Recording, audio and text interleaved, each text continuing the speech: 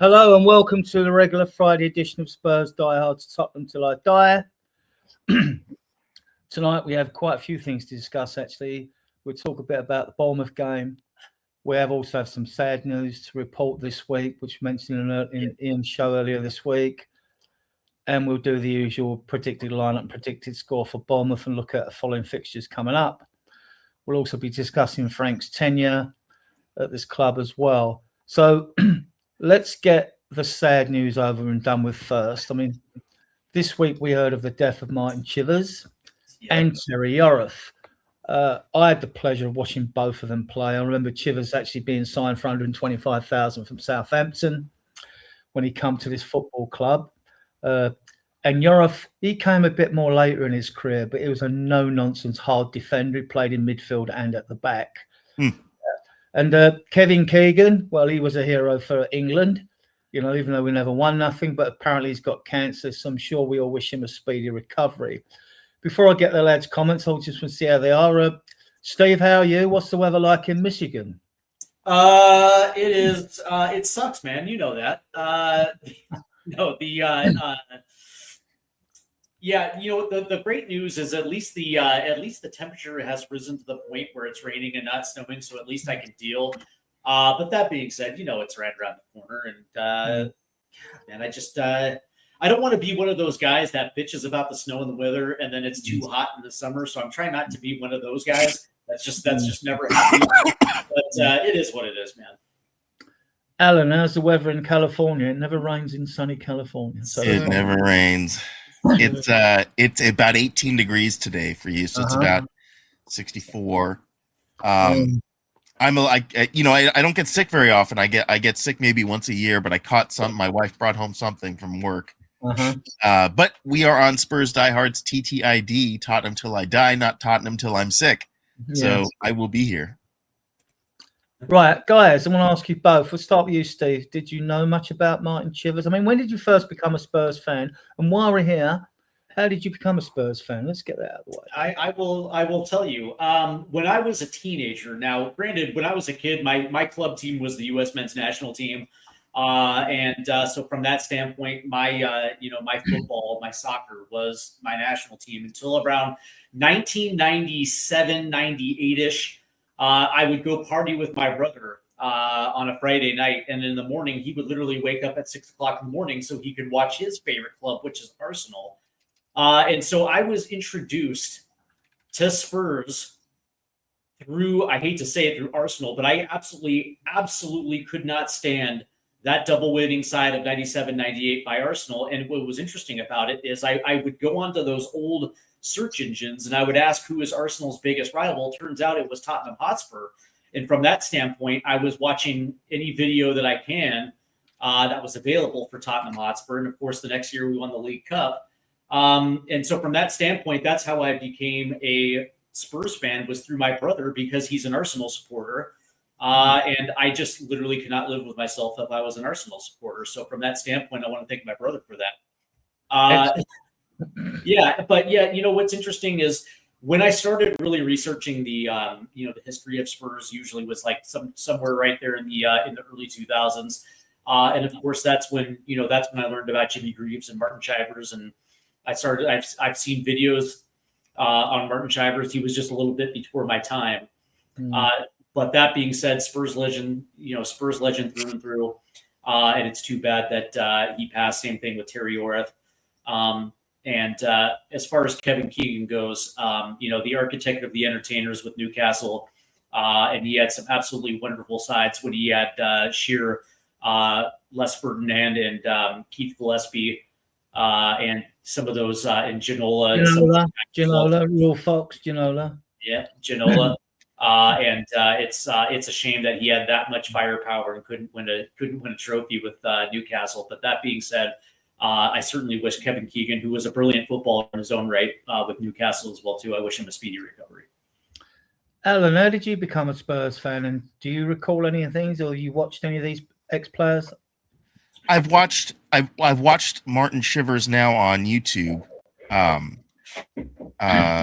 Just as I was watching, someone not too long ago also passed away again, and I watched them as well. After they passed, I didn't really know who they were. I didn't start watching Tottenham Hotspur until 2011. I got in it because of Gareth Bale, and that was a team that was pretty amazing. I think they made it in 5th in 2011.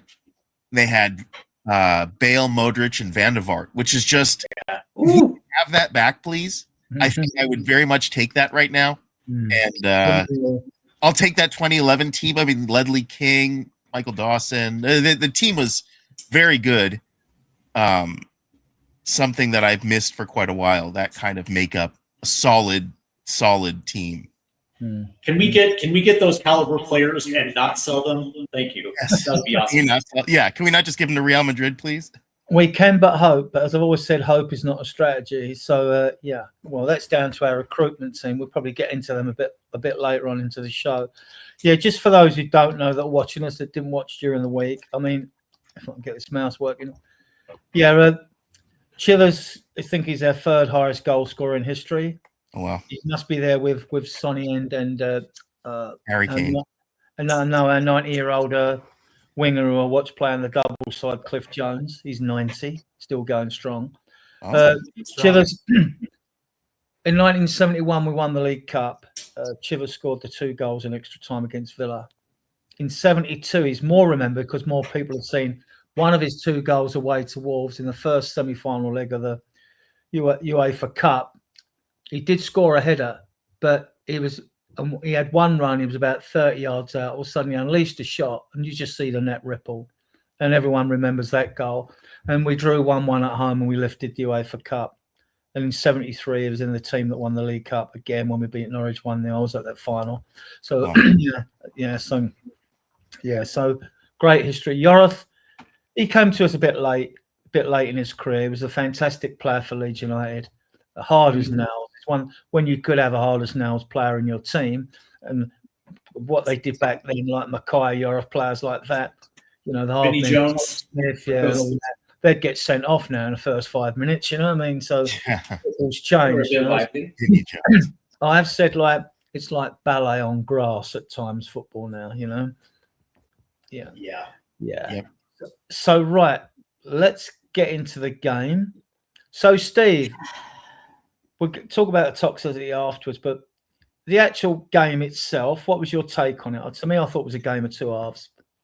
Well, I'll say this, that thank God I was at work and I didn't have to put myself through this monstrosity. See, here's the thing. I did catch the highlights, so I will just sum it up. I will just sum it up that for a guy that prides himself on defensive stability and organization, to concede the way that they conceded, to lose that match against a team that hadn't won 11, I think it was 11 straight. It's heartbreaking.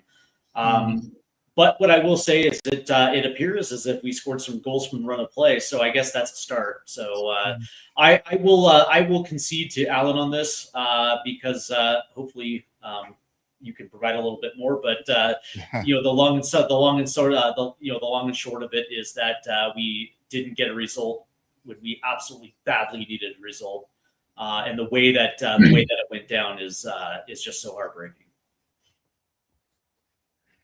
Alan, your take on the game? I guess it was a bit of a tale of two halves. We still play very negative. There's a lot of passing back. It seems like the only passes we know how to make connect between 2 points is going backwards. Forwards, we just lose the ball a lot. We did score 2 goals in open play, 2 very good goals. But I think we made Bournemouth look better than they really are. Even with Semenyo on the team at the time, they really didn't. A more clinical Tottenham Hotspur could have finished this game off in the first half and be done. But it exposes our lack of strength in the front third. Surprisingly weak in the final in the back four. I think this is a team right now that I may not like how we're going through it, but it feels almost like we're going through a bit of a debridement almost, like we're literally pulling pieces off to the rot. And stuff's going on at this club, and you can feel it. You can see it on the way it's affecting the players. The after the engagement with the fans. That was a little weird to watch. I know some look, here in America, we get to drink alcohol at your seat. And so sometimes you get a bit of discontent amongst the fans where there'll be a fight amongst the fans or whatever. But I'm not used to really seeing players getting into fights with fans. Yeah. So that was a little interesting. And I think representative of maybe just passion, maybe a difference of opinion, because the players, they're not mindless. They probably have their own ideas of what they need to do to succeed and what isn't succeeding. And it's probably running contrary to what Thomas Frank is expressing his desire for them to do. And I think, Bournemouth really didn't, they were playing against a Tottenham Hotspur team that was fighting itself. So I don't, in that regard, and I don't know that I agree completely with the setup initially. I was a little confused by it. Not that which isn't to say that the back four don't pick itself. The goalie pretty much picks himself at this point. Although we could put in Kinski, I just don't think we're going to get any worse with Kinski in the goal. I think we're at that point. I know we'll get into the details, but overall, it was a fairly,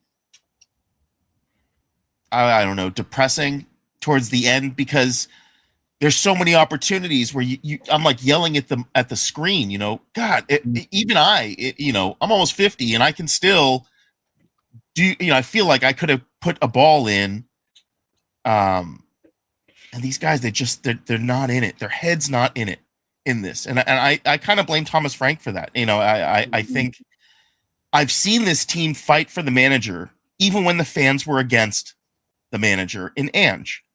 But somehow Ange was able to keep the players' minds focused and aligned. I mean, they were all coming out in support of Ange when Ange was, discussing with the fans, and they were on board with Team Ange, even though I personally was not, and a lot of us weren't on board with Ange. Thomas Frank has, in my opinion, maybe has lost a bit of the team.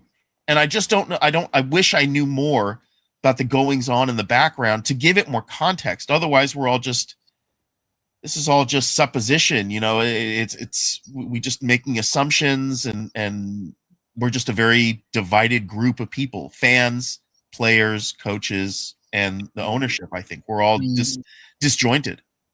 It was a lovely work Spurs goal, that first goal, Steve. It was. The back heel from Simmons down the line to Tell, who cuts in, puts it in the far corner. If we'd conceded that goal, everyone would have been questioning Vicario. but I mean, it was a lovely goal from our perspective. It was. It was definitely a lovely goal. It was, what'd you say, deflected, right? It did deflect between someone's legs, I think. When he kicked the ball, it looked like it may hit, because the goalie at first was going this way and then had to go this way. And I think, and he sort of just leaned because I think he realized he wasn't going to make it there. But it was a very well kicked ball. I mean, Matisse Tell, if anybody, it's really nice that Matisse Tell did it too, because Matisse Tell is someone that I think Thomas Frank doesn't look very highly, upon. And correct. Well, do you think he's going to get more of a chance now that Kudus is out? Bentancur's now out. He's got a hamstring injury. So now he's going to have to. He's going to have to play him. They're going to get the Archie Gray treatment, where it pretty much has to. I actually think that's a good thing, because of all the sort of painstaking games we've had to watch this season, some have been a painful watch. Some have been we've been so resolute in some games as well defensively, really good. But then we've been sloppy, conceding goals. But the one thing what the injuries has done, it means that Graham Bergvall got more game time. Looks like Bergvall's going to be out for ages. Looks like he's done his quad muscle. So, but it has meant that Gray, Bergvall, even Spence, and Odegaard and Tell will get game time. And if we think we're at a stage of the season, well, look, the way things are going, we're going to finish mid-table and not qualify for Europe. You might as well give these kids more games. Yeah, I agree. And one of the things that you noticed about Matisse Tell is, he looks like he's kind of up for it, right? You're talking about a guy who was, who came up as a striker, who does have a knack for putting the ball in the back, but he never really, he really hasn't had a sample size where you can definitively tell. And one of the things about the madness of Thomas Frank, because he doesn't rate him, you would probably expect that he's going to have a chip on his shoulder at this point, because he wants to go out there and he wants to bang in goals, and he wants to be, he wants to, get regular fixtures in this lineup. I mean, he didn't come to Tottenham Hotspur just to sit on the bench. He wants to go out there and prove himself. And so I actually think, by proxy, this is actually a good thing for Spurs and Matisse Tell, because, he's probably going to go out there and give it a try. Yeah. And Alan, I mean, with Tell, I like Tell and Odegaard. I think they're too good for the Championship. I've seen them play blindingly well for French under-21s. And they're between that level of the Championship and being in they still need to develop. But with Tell, he's shown more physicality in games, more willing to sort of, bull his way through, defenses and things like that. Whereas Odegaard, in training, the word is he goes past people for fun, right? He's not doing it to games. So it has to either be a confidence thing, or players in training think, well, I'm not going to, smash him over the sideline in case he gets injured or something. So that could be part of it in training. We don't want to get players injured in training. So, I would look, our squad, even if we get upgrades, Steve, I know game time going to be the issue with them, but we need to keep both of them as far as I'm concerned. We need to keep both of them, but you've got to find time to give them game time. If you don't and you improve the squad, well, basically, you're still going to sort of, the depth was still going to be questionable, isn't it? Yeah, no, I agree with you. And the interesting thing about it is, that's the rub. Clearly, on both wings have to be upgraded. But that being said, you also have to be mindful of the fact that you have two players that absolutely still need to develop at this level as well, too. Clearly, there is talent in those players. But that being said, it's how, it's understanding. It's a coach understanding that it's not just rotation for rotation's sake. It is understanding your opponent and whether or not you're going to be able to put those kids in a position to succeed. Because the last thing you want to do is wreck their confidence to the point where they're not even useful as backups, right? I don't have a problem with having guys like Matisse Tell or a guy like Wilson Odegaard or even the new guy Souza in the first team, because me personally, I want my backups to be young, because when you do rotate and when you do it strategically, they're going to come good. They're going to want to shine and they're going to want to play ball. That being said, again, the last thing you want to do is put them in a position where they're going to fail, and then all of a sudden their confidence is ruined, because at that point, you absolutely just don't have depth at that stage. So, and again, that's why I really want to see a nice little run of game from these two players, because I've been applauding Wilson Odegaard essentially since he's come on board with this team, because when it comes to speed and pace, and when it comes to when it comes to touch, it looks like he has it. But I am also willing to recognize that he's still raw. The only way that you're going to develop his play, and even in a season like this where it feels like all hope is lost, and when it comes to results, yeah, that might be true. For the development of these young kids, that's actually going to be a bonus for them, because we're actually going to see, and we're going to be able to see with our eyes whether or not they're going to be able to come good. Alan, with Richie looks like he's got the number 9 spot nailed. So really, with Kudus' injury, you've got Tel, Odebert, and really Mwani to take. 2 of those 3 have got to take the wing spots. Yeah. I saw a comment also, and I kind of agree with it, that I've never really been a fan of playing loan players that are just straight loan players, not option to buy players, ahead of our youth, just because they're going to be gone. I don't want to rely on them only for them to leave. I would rather give the time to someone like a Matisse Tell or a Wilson Odebert.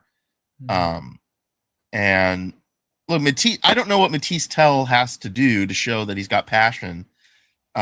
He does show it when he's playing. Yes, he's going to make mistakes. And I think anybody that assumes he'll be flawless all the time is it's crazy. There's no way that's happened. No player is that way. But for, not just his age, he is excellent at what he does. He's just not getting a lot of game time. So which means you lose match fitness. Even the best players, if they don't get the game time, they lose the match fitness. And if you're going to slot them in here and there for 20, 25 minutes at a time, that's not going to get you match fitness. No. So he needs more time. And I think that's the benefit of this situation for someone like Matisse Tell or like an Yves Bissouma, who will be coming back. I think at this point, we kind of need all hands on deck. We are in another injury crisis again. And he's a bit versatile, Steve, isn't he? Because he's on the left, he scores a goal, and yet leads away when he had a good game. He's on the right and he scores a goal. Yeah. And he scored a penalty for us in Europe, and which is brave for a young kid to take a penalty anyway. But I think maybe, I can't remember who gave it to him, but someone was very good to him to give him the ball for it. We've actually been pretty good giving players who haven't scored a goal a chance to score from a penalty.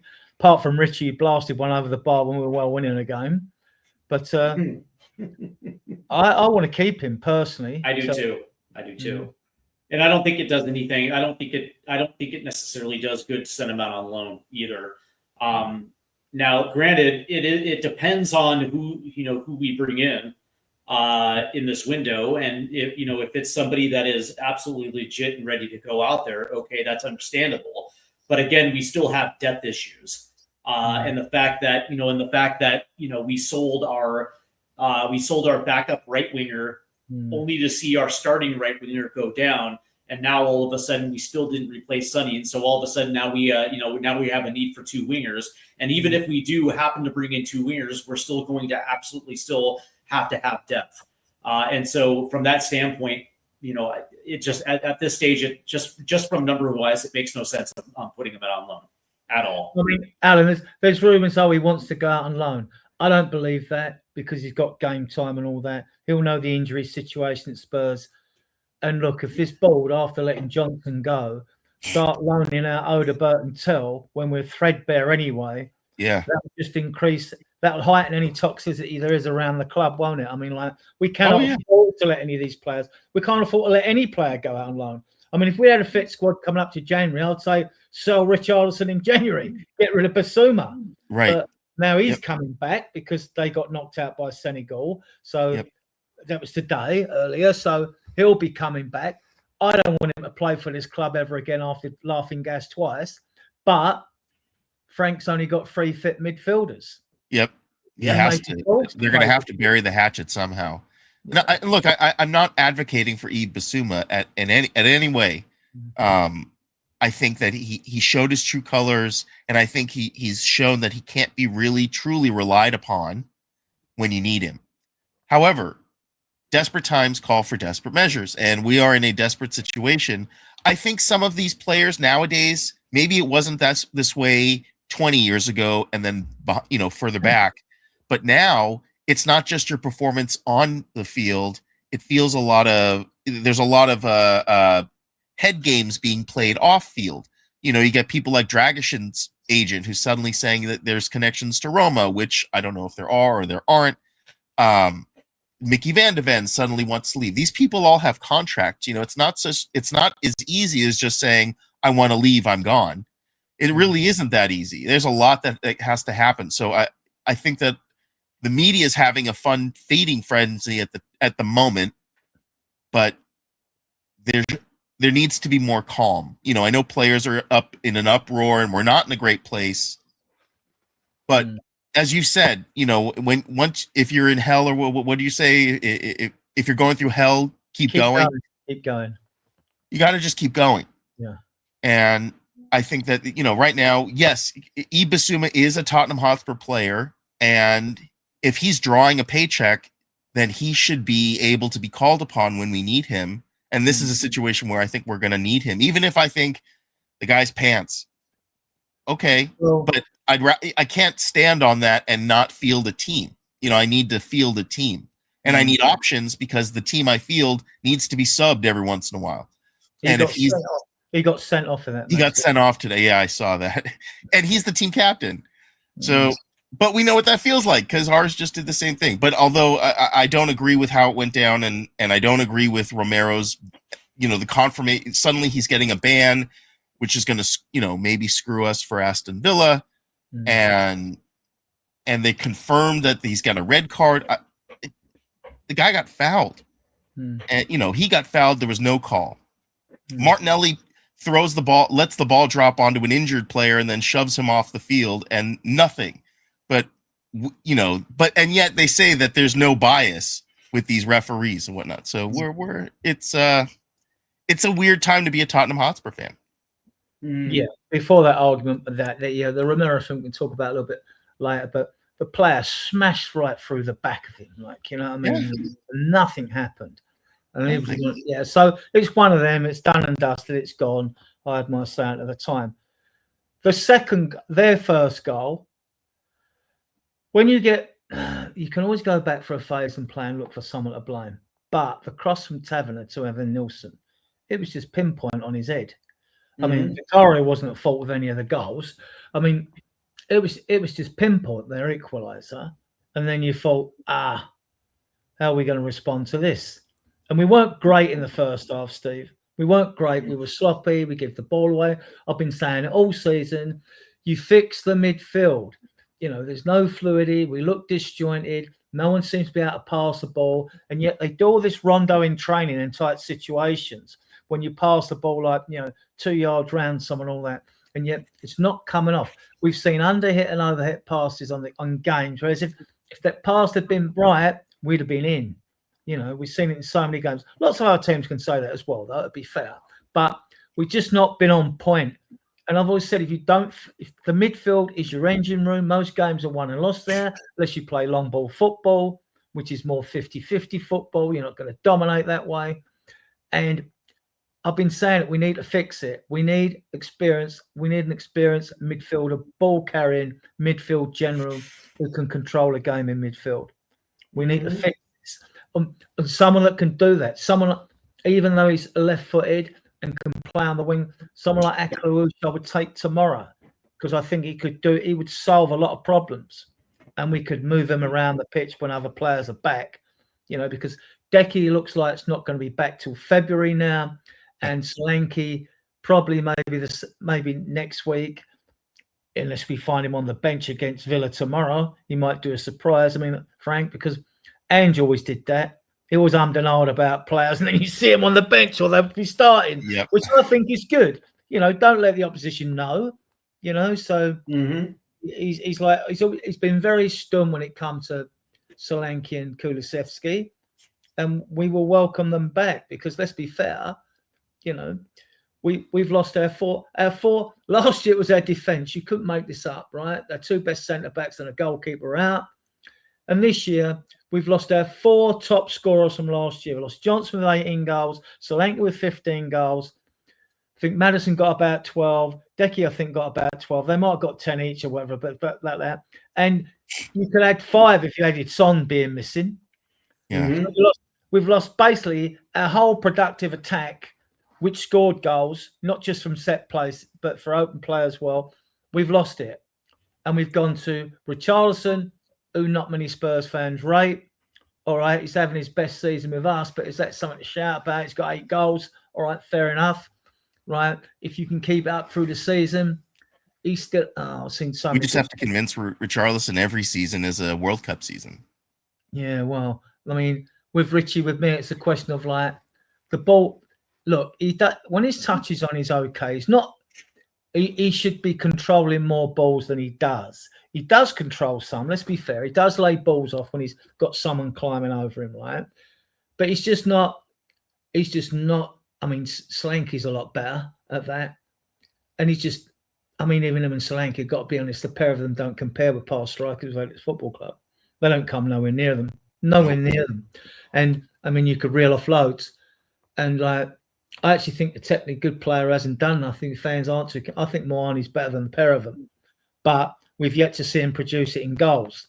But just seeing him, his technique, his movement, his vision, you know, the bit when he laid that ball off like Berbatov, when he closed the goalkeeper down, the ball spun in the air. He's gone over to the byline. He laid it off for Odegaard. I think we smashed it in the corner. Yep. Yeah. So and we don't even know if we're going to keep him. I would love to keep Moani, you know, and get rid of Richie in the summer. Still get rid of Richarlison. But that's me. So what did you think of their equalising goal, Alan? You think there was much we could have done about it, or sometimes you get a goal, you just think, well, that was a good ball in from Tavernier. It was a great ball from Tavernier, and it was a great header from Evan Nilsson. But our defense tends to, it feels like, in watching it in slow motion, seems like they turn off for a second, almost like the power goes out, and they stop, and they don't move, and they let Evan Nilsson get behind them. And then they're waking up again, and suddenly they're just watching the ball go in. You know, and it could be because they're tired. I'm so confused by some of the. We let out like Kota Takai. We let him go to Borussia Mönchengladbach. We could be playing, let's say, Mickey Van de Ven is more comfortable on the left. We could be playing Mickey Van de Ven out to the left, and you could have Danzo or Kota Takai or Dragishin in the middle with Romero, and that would free up Jed Spence to go over to the right and back up Pedro Porro. That we have options. It just seems like Thomas Frank, he likes to do rotation for the sake of rotation, but not really the right rotations. It's just making a lot of chaos. And now, unfortunately, it's causing all of this frustration, I think, with the group. The instability. Instability is killing us, I think. And definitely in that first goal, we stopped for a second. And we let our guard down, and the moment we let our guard down, they scored. That one, I think, okay, it's one of them. Good goal they scored. Questionable if you want to Porsche and blame. The second goal, Steve, that we conceded, the ball's come through. Semenyo takes a wild swing at the ball but misses it. It's one of those that turned out opportunities to them. Now, to the right, there's Romero. He's got a big guy in front, who's taller than him in front of him. And then just to the right, Romero, you had Bentancur, and then you had Porro. Bentancur looked like he was just standing there. And Porro on the far post, you know, you might as well never have no one there because no one there. You know, you know what he's like defensively. So if I'm thinking like, why aren't you guys alert? Why aren't you closing down? If a VDV's there, something like he'd be in there trying to put a block in or something like that. Even Romero would, but he was a bit to the left. And Bentancur was there. And the miss it ball, I think that fooled the players, but you should follow the ball anyway. Your eyes should be on the ball. And then like it got tapped back across the goal and it's an easy finish, basically. So to me, I mean, I'm looking at Porro and I'm looking at Bentancur there. What are you doing? You weren't doing anything. You know? It's not surprising though, right? Considering this team has trouble closing down ball carriers as it is. Whether it's what's interesting is that it is, our back line is designed to take away those high percentage of shots with inside the 18 yards. That's exactly why we play so deep.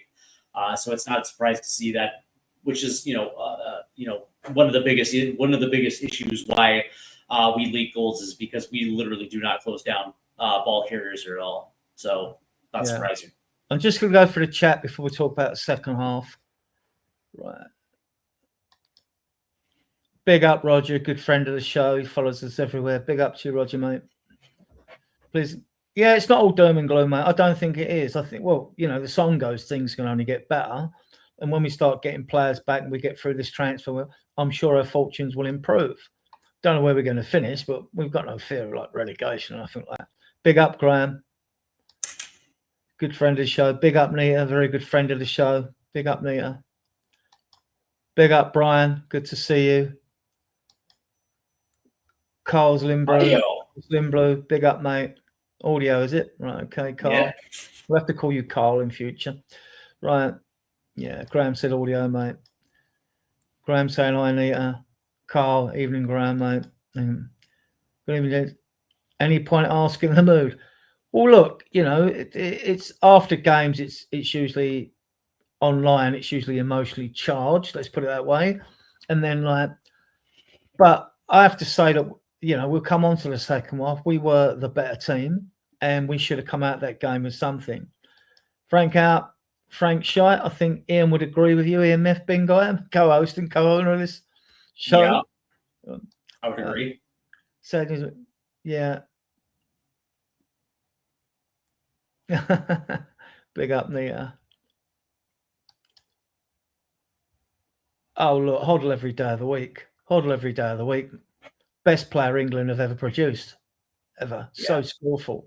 Go and watch the video. If you haven't, go and watch the video. I've seen quite a bit. Yeah. And watching these players play on bowling greens now, manicured grass, right? Go and watch Hoddle do it with mud over his boots, right? On them muddy pitches in the pouring rain. I mean, the guy was an absolute genius. Yeah. She's saying hi. What's that? Where the players bashed up a load of fans. It's malice at the palace. It's the malice at the palace. Jose is fine. I shall meet him at the game tomorrow with Ian Murph, Kev Clark, I think Gary Ward, and anyone else, basically. We meet if any of you are going to the game, we meet in the south stand. We stand at the front of the edge of the artificial grass in front of one of you've got 4 towers there which ventilate the pitch when it's not out in the stadium, when it's when it's in its housing area, when there's American football and the pitch comes in. You should go and watch that, how the pitch rolls in and out. It's fascinating stuff. There's videos of it. It's fantastic what the design like. So yeah, I'll be meeting them in the south stand, opposite entrance 22. If anyone wants to meet up, you're more than welcome to come and say hello. Right. See you in February. Yeah, the Malice at the Palace. See you in February. Yes, Steve, when you come over. Yeah. Exactly that, Roger. Exactly that, mate. Carl, madness that game. Good evening, evening, Simon Small.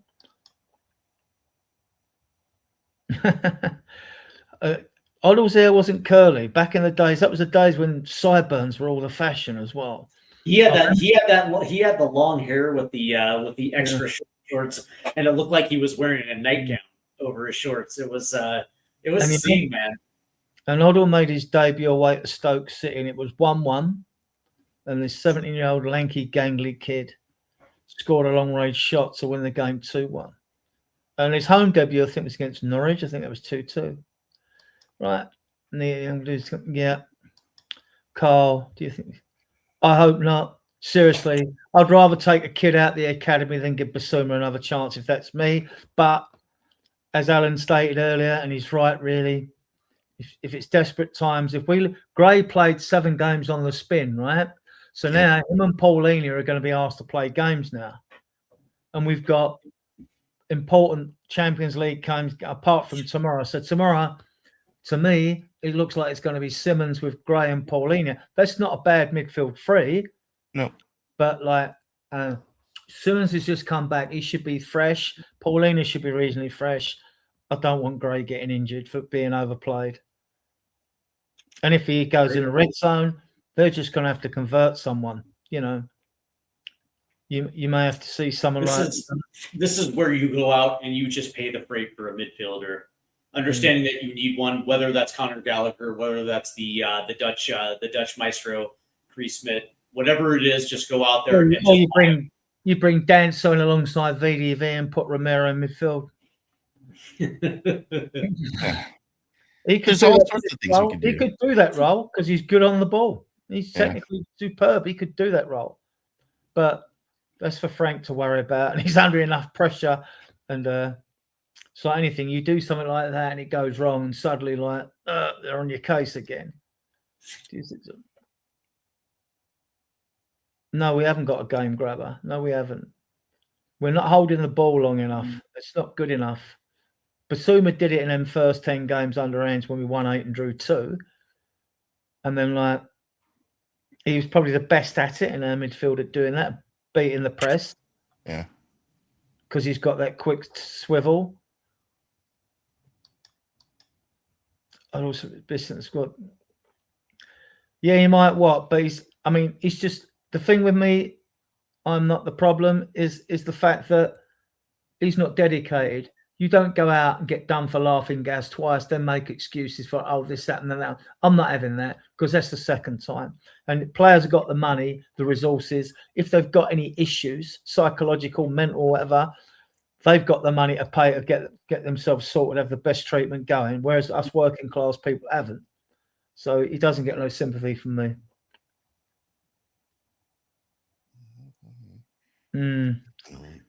Well, I put a rant on our YouTube page. Go and look at it. I mean, to me, when you're going on about this, is like, yeah. When you're going on about this, and I said, this is 25 years of Enoch. Levy was the front man. Don't be fooled. Levy was the front man. They still own this football club. They could have invested earlier. They could have stepped in earlier, but they didn't. Yeah. So, no, they don't get off light. If they don't move in this transfer window, it will get extremely toxic. It's a bit hard to decide how toxic it is because it's always more toxic on social media than it is. I mean, it's different at the stadium. It hasn't been toxic at the stadium. Results have been booed more than players. I mean, we were booed off, the last game, but and the referee was atrocious. A lot of refs seem to be these days. And I think boo was more at the result, the disappointment of the result, than it was at the players. Because actually, they haven't played too bad the last 2 games, to be honest. Second half, we should have won that against Bournemouth. We'll come on to that in a minute. Bergvall's going to be out for a while. Yeah, Bergvall's injured. I'm not the problem. I think it's his quad. Bentancur's got hamstring injury. You couldn't make this up, so he's going to be out for at least 2 months. So this is why I actually think the rumours about Lucas Paqueta at West Ham, I think they're going to gain gravitas now. Oh, we need everything pretty much. You know what I mean? We're kind of in the market for a little bit of everything. So Luis Paqueta, I mean, West Ham is probably going to get relegated. I mean, I think that's for the same reasons why I think we might wind up with Strand Larson, because Wolves are going to get relegated. There's no ifs, ands, or buts about it. And I think this window, you're going to see some of their better players maybe try to exit before that happens. Well, you know that when you're struggling, creative players are the first to suffer.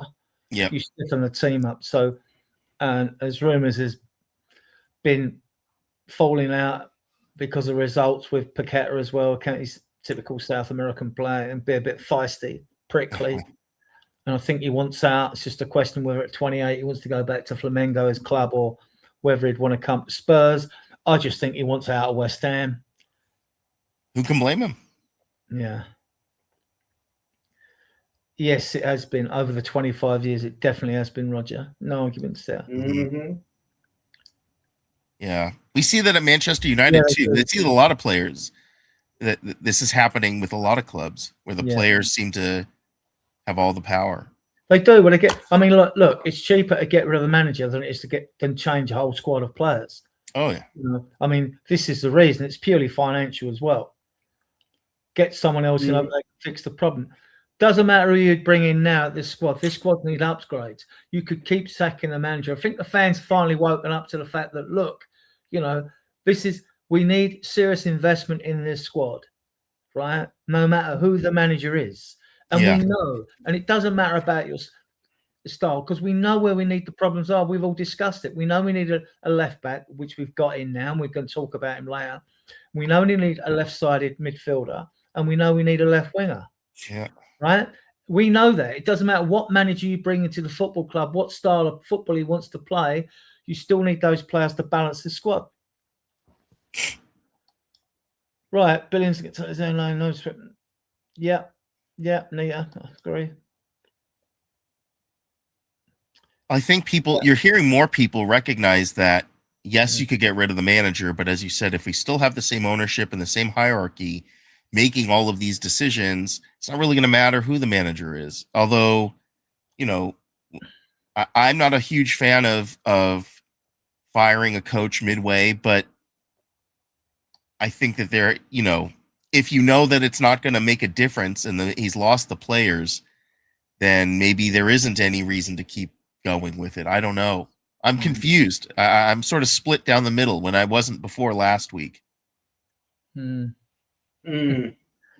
up, David. Yeah, we have been a bit sloppy in the air. Yeah. Good luck, Paul and Graham. Yeah, if they turn up, look, we normally play well against Villa. We have a nice little history against Villa in the FA Cup. Last year, notwithstanding. Right. I'm still going through the chat. I think it's the last one. Yeah, I mean, Romero misses the game tomorrow. Yes, he does. And then we've got, we'll come on to the other games later rather than that. So let's talk about the second half. We dominated the game possession. We dominated in tackles. We actually did dominate in aerial drills. We dominated in clearances. In the first half. In the second half, we were 2-1 down. We had to go forward anyway. So it's funny when we're compelled to go forward. We go forward, though, guys, isn't it? But I thought we were much better. But it wasn't. It was more of a dynamic, there wasn't really a pattern in our forward play. It was more like a dynamic, energetic, get the ball forward any way we can, basically. A lot of it was down the wings, right? And but I thought Spence and Tell were the pick of that game, actually. I thought Spence was really good. I want to see him on the right. I don't want to see him on the left foot. But, I want left-footed players in left-footed positions, right-footed players in right-footed positions. That gives you balance. Spence was okay, but Spence doesn't – his passing is kind of suspect to me. He's very good at breaking up the flow of play, their forward play. But his passing is not the best. Well, kudos to that can take note because at least Spence takes his man on and beats him. That's true. That's true. Yeah. That is definitely true. And it really, other than Matisse Tell, I don't know that anybody else is all that good. The second half especially, again, our passing is so poor. It's unbelievable. I watch all these other games, the Premier League teams, and it seems like they can string 2, 3, 4 passes together. You watch Man City, they string together 2, 3, 4 quick passes. I watched the Liverpool-Arsenal game, and it was just abysmal. But even those teams, when they're playing well, they can string a bunch of passes together. We can't seem to string passes together. We kick the ball aimlessly. We're not. It's almost like we haven't committed. They're wondering, should I pass? Should I kick? Should I pass? Oh, I'll just pass, I guess. And then it goes to nobody. It goes to them. Even the throw-ins are terrible. I didn't realize just how bad the state of throw-ins are. Why aren't you faking things on throw-ins? We did it when I used to play amateur football and I was crap, right?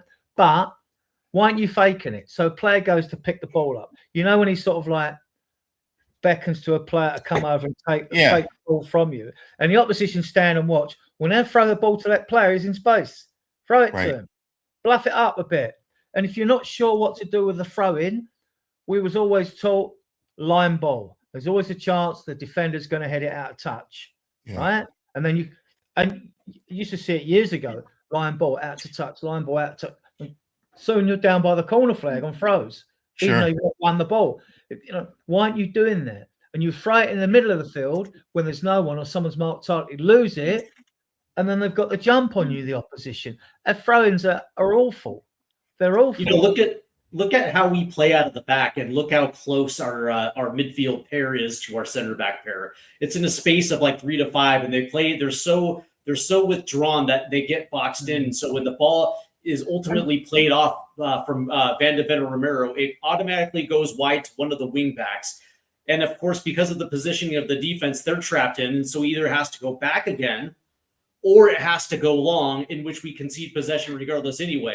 Right? There's no progression from our midfield to playing any way higher up the pitch, so we can't play it into the middle of the park. You don't get a numbers advantage when you've got a throw. Yeah. Because you've got one of your outfield players is throwing. You've got 9 outfield players to their 10. Right. I think it's why Wenger wanted kick-ins instead of throw-ins. Who knows? That might come in the future, right? Oh. Get kick-ins instead of a throw. And the other thing you notice is like when we get a throw, other teams mark us up where it's only or tight. We let other teams do what they want when they got a throw in. Yep. They've got loads of space. Who's coaching that? Like they seem to have loads of space. I mean, I'm going to watch this. I'm always watching for little things, Villa, because when you get an area review when you're at the game, I see a bit more than you see on your TV screen. You'll see a crucial incident or a VAR decision more times than I will, obviously. But I mean, like, I get to look at the overall pattern. I'm looking like, right, when we're forward, who's back, who's on the halfway line, who's the man left back. Yeah. Whatever. I'm looking at patterns. I'm looking at things that are happening around the pitch in different areas. Yeah, so we're not seeing a lot of patterns. Do you see a lot of I don't see a lot of patterns. I see a lot of broken up play, desperate passes going nowhere. Yep. Balls forwarded to players that can't hold it up. Yep. You know what I mean? Or it's one touch as a player comes down, making a touch, but the ball automatically goes back, so there's no progression forward. Or if we're in the build-up, you generally see one of our players concede space, and the ball never gets progressed into a soft area where we can actually do something from it. So it's just it's odd. Yeah, and that's when Mickey Van de Ven almost did it again. Where he took that run, he almost scored. Well, it's hard to tell the angles. And when you're at home and you're watching the game, you're kind of rely on the angles, Yeah, Danny Dyer would kill him. I couldn't tell if it was a penalty or not a penalty because of the angle they were giving us. But Mickey Van de Ven thought he had to do it himself. It does seem with a lot of these runs in the box when players go down to Spurs players, it seems like you can foul a player above the waist and get away with it. It seems to have to be a leg contact or something like that before you get the penalty. Yeah. They say in today's game, I mean, first thing I look at, I go, is it a foul? Right? Now, VDV goes through, right? Now, the guy pulls at his shoulder, right? Is that a foul? Well, because they're not given, it doesn't get given. And even VAR. But is it a foul? Technically, is it a foul? I mean, I've seen loads. We lost the game, fair enough, fair play at Bournemouth. But I've seen loads of incidents like that when I think anywhere else on the pitch, you get a foul for that, being pulled back like that, right? But in a penalty area, all right, it's the standard that it is, so we live with the standard that it is. But the going down bit, no. But the pull on the shoulder, I think, well, did that cause VDV to lose his balance? That's what I thought. That's what it looked like. It looked like the whole, the fact that he was impacted by them. Mm-hmm. They were trying to, they made it out, and the commentators for Peacock, because it was on Peacock, they were making it seem like Van de Ven ran into them. But I think that's why it got overturned. But I thought they ran into Van de Ven, which is why he fell.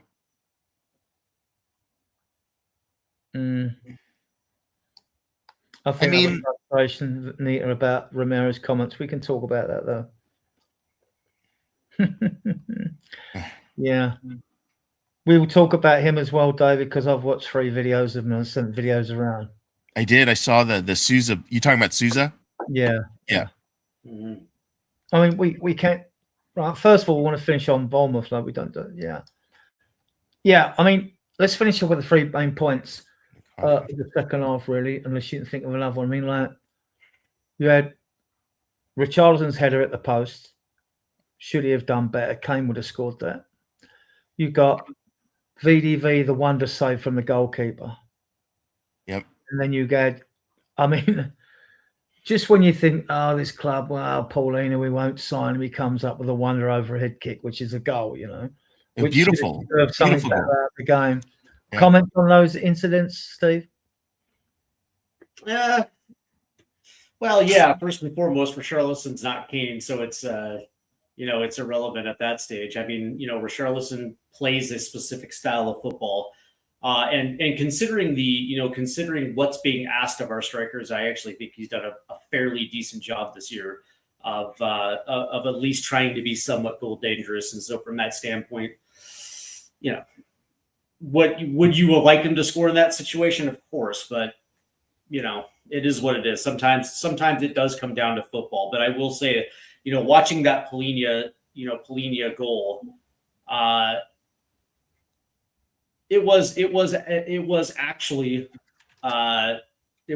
a good goal. He was in a good, he was in a good position, makes a good move, and puts a good strike on the ball. And it's amazing that we're still talking about the fact that some of our leading scorers are defenders. But that being said, it is what it is. It's it was a much needed goal at the time. I think he went up to Romero afterwards and said, "That was a better goal than you scored against Newcastle." It was a great goal. Scoreboard. It was a fantastic goal. Yeah, and when you lose a game like that, you sort of think, oh, you score a goal like that and you lose a game. It's sort of, yeah. I thought he'd rescued a point. Yeah.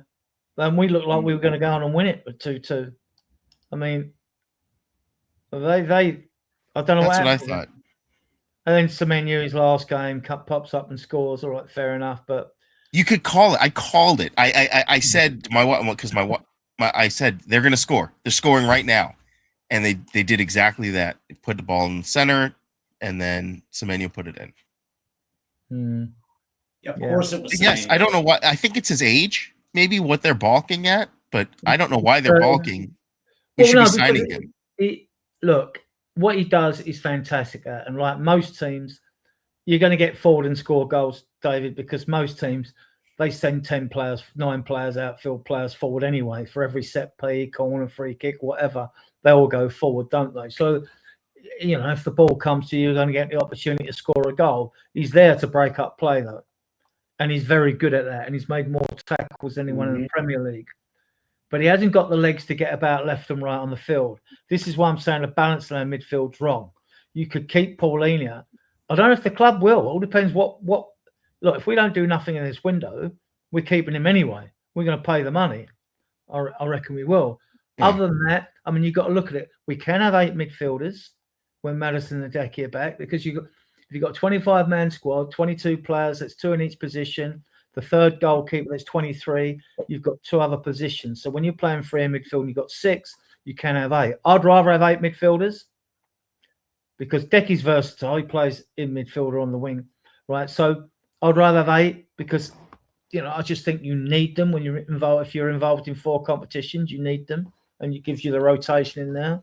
But yeah, because you're going to pick up yellow cards in midfield. You're going to pick them up and get the odd suspension here and there as well. No, I mean, Paulinho should be playing every single game, and it was kind of maddening. It's kind of maddening to see, Thomas Frank bringing him off the bench. You know what I mean? Yeah, for sure. Well, now he has to play, but I'm just saying there was a string there where Paulinho was coming off the bench, and I'm losing my mind. That's the thing. It's like we've been asking for the caliber of 6 for the last couple of years now. When we finally get one, and our yo-yo coach is like, I don't think you can really do a job, and it's like, okay, man, fair, all right, whatever, man. Yeah, not a lot.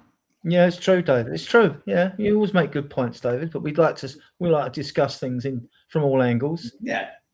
So that's been a revelation. It's been a revelation that Pelini has come up with the goal production that he has. Definitely, yeah. You know what I mean? All things considered, it's like, the way that Thomas Frank is asking him to play defensively obviously doesn't suit him, and so he's trying to adjust, and so sometimes it just doesn't look all that great. But that being said, considering his miles that the miles that he has on him, the experience in which he has played, especially in the Premier League, you would tend to think that would be a kind of guy that you would bet on and not bring off the bench. That's all I'm saying. Yeah. Right, we're on the hour mark. Time to give the channel a plug. Big up to the 70 of you watching us on various platforms. Big up to everyone in the chat for their comments and questions. If you like our content, you can see the little subscribe button down the bottom right-hand corner. We can't because we're live. Please subscribe to the channel. Helps the algorithm. Give the video a thumbs up and leave a comment. You can find us on Facebook as well. You can find us on XCOM. We do have a WhatsApp group as well. You can find us there. And I'll just finish the plug by giving everyone who watches this channel on playback. Big up to all of you. And we'll carry on back with the show.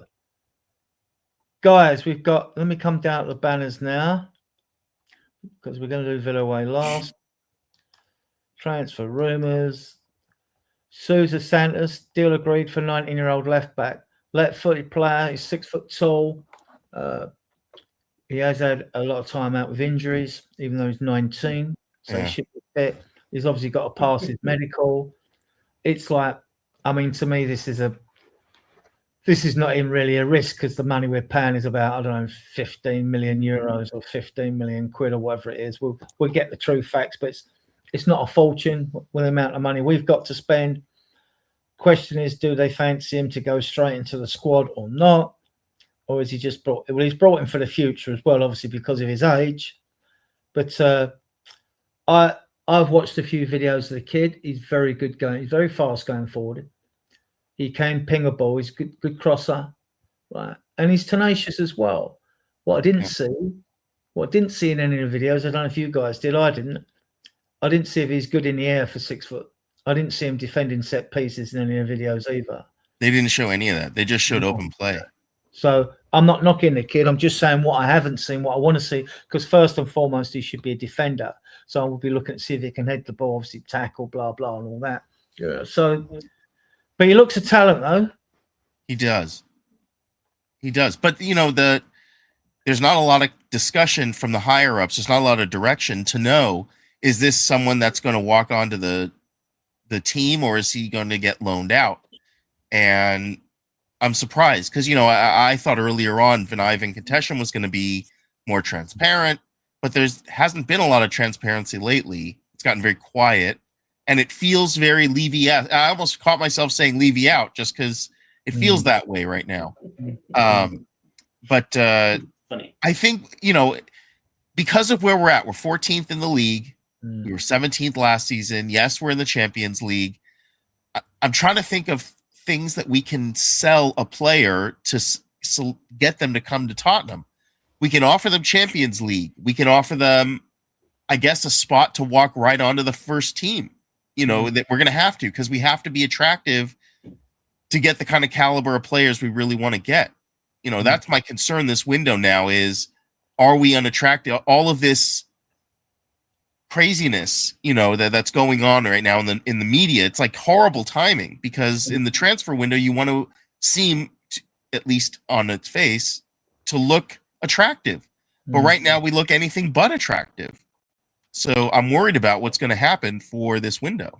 Well, they agreed to deal on his terms with him. I mean, with players from South America straight away, when we offer them the sort of money, I mean, they think all their Christmases have come at once. I'm not surprised a 19-year-old would accept to come to Spurs. Sure. He's going to get, I mean, even if he only got, if he was given 50 grand a week, he won't be, he'd be lucky if he's on 5 at Santos, Right. So If he doesn't want it, I'll take it. I don't think we've got no choice but to put him to the squad. I think we're going to see him on a substitutes bench quite soon. I would agree with that, just considering that we've essentially been without backup left back for well over a year now. And so from that standpoint, he's coming into the first team. The question is he good enough to walk into the 11? And that is up to debate. The only issue I have with him is the fact that I think he only had 25 first team appearances for Santos.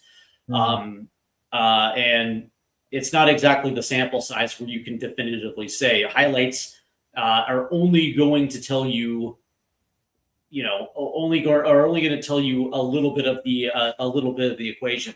What we don't know is whether or not he's gonna be able to do that. So from just from a number standpoint, he's coming into the 11. The first team, just because we just don't have that backup at that position, which is going to allow it's going to allow Destiny Udogie to actually have some semblance of competition. But the other thing is also the injury issue with him as well too. And when you look at the issue with Destiny Udogie as well too, who for whatever reason can't stay healthy long enough, this kind of raises some red flags for me. Yeah. Obviously, players come in. We hope he's going to do well and hit the ground running. But to come from the Brazilian league, we've seen more experienced players come into the Premier League. I mean, look at Wirtz at Liverpool, struggling to sell. Isaac adjusting to a different system at Liverpool, struggling. So, he could come in and smash it. Hope he does. He looks fearless, like what I've seen in the middle. He loves going forward. Yeah, he's young. I love that. I love that about him. Yeah, I love that about him. But we don't have a sample size to say one way or another whether or not he's going to be able to step into the 11. Let's talk about another player that I do like, actually, but I've got a feeling something's going on with Lucas Paqueta at West Ham. Do you like Lucas Paqueta? Yeah, he's a good player. Do you like the player? He's a playmaker. Steve, do you like him? Yeah, I like him. I like him if we're going to use him correctly, right? With the style of play that we do, we don't play direct, and so the question is whether or not Paqueta is going to get lost hugging the touchlines, and whether or not he's that type of guy where he can create his own space and play balls in, because that's what's being asked of our wingers. They don't make runs to the post, and we don't play balls in from central areas. So from that standpoint, I wonder whether or not Lucas Paqueta would actually fit. But if you're asking me, do I want him 100%? Because we just right now don't have anybody to play on the left. So yeah, I would take him. I would take Aklouche of Monaco over him, mainly because he's 23. Same. He's 5 years younger. But if you couldn't prize Aklouche out of Monaco, and I don't see no reason why we should. So then we don't know how much he's fancied or not. We've sent scouts to watch him enough times. And he's had good and indifferent games, but Monaco aren't having the greatest season. So when that happens, everything seems to go, He's got Aklouche has 115 first-team appearances for Monaco. I think he's played over a course of 3 different seasons. And from that standpoint, he's kind of established himself in that French first division. And he's left-footed, even though he's left-footed to the right and comes over to the right, but he could be told, look, we want you to play on the left. You are left-footed after all. So, I'm sure. Well, if we get Paqueta and Aklouche, if we get them both, then we can continue for at least in the short term to play Aklouche off the right. So you could play Aklouche on the wings, any wing position, anywhere in midfield, basically. So I like what I've seen of Aklouche and Paqueta. We wanted Paqueta before he went to West Ham. Yeah, we were in for him. So the Conor Gallagher one keeps getting mentioned and all that, and the club would probably take him. He doesn't do it for me. He's box to box energy. He's not really got a lot of end product. What are you talking about? But if you can bring Conor Gallagher, if you can bring Gallagher to progress the ball through the midfield, which is something we don't do right now, that's the thing. It's like we need midfielders that actually can do that. that can not only receive but also progress the ball forward, whether it's centrally or whether it's the wide areas. Where we can actually have a link up. Right. Going off of Forest, 70 mil for more. I don't think we're going to go back there again after all that. Morgan Gibbs White issues, yeah. Can you imagine if next summer he comes? Morgan Gibbs White? Oh God, yeah, that would be great. Yeah, that would be great. I mean, wingers, there are lots of wingers out there. There are lots of wingers. I mean, Savino's injured now, so you're not going to go in for him. Even though Oscar Bob's injured, I would have gone for Oscar Bob. Bob's injured. God, everybody likes Oscar. They've still got Cherky and Foden, and they've got some menu, and like they're not short. Man City, they're not going to get. And Mamouche's not going nowhere because if Haaland got injured, they got no one up front, so that's not happening. The rumours about Lookman have died down.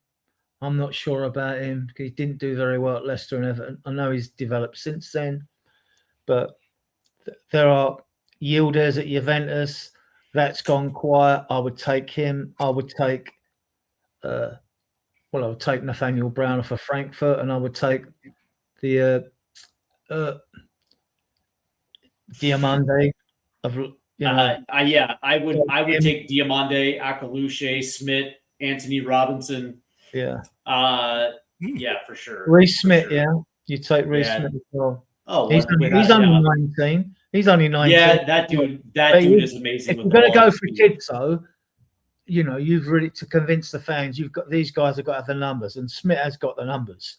Yeah, he's got the numbers, and he's so good with the ball at his feet, dude. He can play that deep line playmaker. Or you can play him in the 10. That dude is a wizard at 19. That dude has star written all over him, and that's one thing we need at Spurs is a legit star.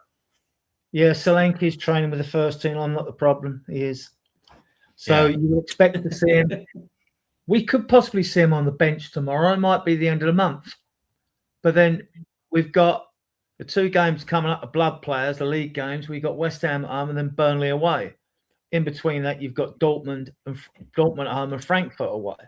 So there's opportunity. In February's the fixtures of February look tough, Newcastle, Man City, blah, blah, blah. Worry about them when we get some. Because we don't know how we'll be playing, right? So we do need homegrown players. I'm not the problem. If I was promoting, look, Vuskovic, they've just finished the German half season. Vuskovic got voted player of the season in Bundesliga. It goes to 2 lots of votes. It went down to 2 players, Vuskovic and Harry Kane, and Vuskovic got player of the half season. They do a vote halfway through the season. Right, his numbers are mental. That's why all this linking us with defenders. If they're left backs, fine. If pinch, if it was a left centre back, but Vuskovic can play there. He's an absolute baller, right? Yeah, he's the best centre back I've seen at his age when I've watched him play. That's why what's interesting about it is if you are telling me that, if you're telling me that maybe this summer. You're thinking about maybe moving off of Romero, I would be okay because of Vuskovic. Yep. I'm okay with Paqueta being temperamental. Yeah. I think if I was on a team that I knew was getting, if I'm at that level and I'm that player and I'm on a team that's going to get relegated, my temperament may not be the best. Yeah, I understand that. Yeah. Totally. But, that's the thing. It's like, it's weird when I look at Wolves and I look at West Ham United, there are players there that actually can do a job. And you would think that maybe moving to Spurs would actually reignite their drive. You know what I mean? Yeah. Because then you're absolutely right. When you're playing for a team that for a fact is going down, it sucks coming to the pitch. It sucks coming to the park every single weekend, knowing that there's a good chance you're about to get pantsed again. Yep. So it's hard. It makes coming to work hard. And if you have an opportunity to go to a team like Spurs, who, granted, we're not in the greatest situation, but if we can kick up the table, now all of a sudden there's it's actually fun coming to work. We will, and I know we will at some point. We will make our way up the table. We're just going through a bit of turmoil right now. And the injuries are killing us. And we can't say it's Ange ball anymore, right? We used to, everybody's hamstrings were getting done under Ange. Now it's, was it groin and quad pulls and all knee stuff and ankle stuff? It's all kinds of stuff. There's a hamstring thrown in there for good measure. With a hamstring thrown in there for good measure, right? Yeah, like we sprinkle in hamstrings. You know what I mean? I mean, let's move. I mean, Romero criticizes the Spurs hierarchy. I mean, okay, the last bit he said, well, lies, not, you can't really do that. But I think, and the same, I'm going to combine that with this, the backlash with VDV and all that. Then you get rumors VDV's going nowhere because he's on another 3 years on his contract, right? Yeah. And if you listen to his interview overlap with Gary Neville, tells you how much he loves being at this football club, and that's not going to change because a few silly results go the wrong way. Right. And someone's got to have a word with these players. I mean, surely have someone in like PR who says, look, you know, no matter how bad things get on the pitch and you're booed, do not go and confront the fans. That's the last thing you do. Managers have done that when they've dipped our fan base out before, and our fans are fantastic, right? And they've got the right to have the ump. I don't like booing. I never boo. I mean, if you're going to boo out there, boo at the end of a game, not half time, put more pressure on the players and all that when we're struggling or we're not playing well, right? Do it at the end of the game. And if you're going to cuss players off, that's happened all throughout history. People have moaned at players, right? But you do that, but the players should be told, don't confront them. Porro's done it. VDV's done it. Blah, blah. You know, when Bergvall wanted to go over and clap the fans, Porro pulled him away in one game when the fans booed. Yep. All right, Porro's feeling hurt. His pride's done. He's tried his best. We played crap, you know, and you've got to go over and applaud them, and you've got to take the boos, right? You haven't got the result. You haven't played well, right? Don't skulk and run down a tunnel. Go front the fans, take the flak, because once you've took the boos, all you got to do then is walk off the pitch. All you got to do. It's no big thing. But if you want to start don't take the pop at our fans, not our away fans. Away fans are double fantastic, and the home fans are good as well. The mood has been a bit better at the stadium recently, right? But because if you lose the home fans, you're doomed. If the manager loses the home fans, he's out. He's gone. He's gone. So don't dip the fans out. Ange did it to his peril. Then he backtracked towards the end. He wins the trophy, so he's always going to be a legend and a hero for that, right? You don't do it. And now we're at a stage before we go into the Villa game. We're going it like this. Spurs fan reaction.